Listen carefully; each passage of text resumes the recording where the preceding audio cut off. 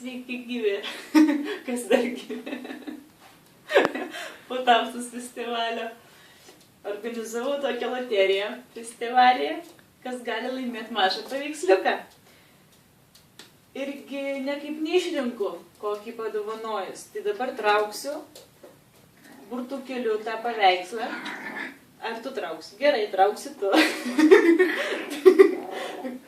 Paveiksliukai ir loterija. Ta prasme, ir anketa, kurią jūs pylį. Kas laimės tą paveikslą. Taigi, trauk.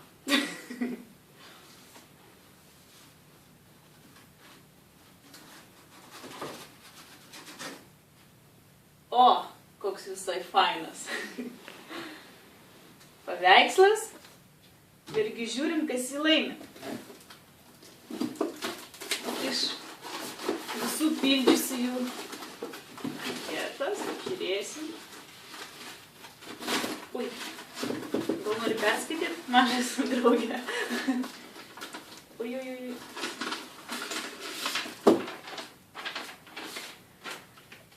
Evelina Stumbraitė tikriausiai. Taigi, paliko savo telefono numerį, savo paštą, kuri parašė, kad jį labiausiai patinkantis paveikslai yra maži ir nuo 20 iki 30 metų amžiaus moteris.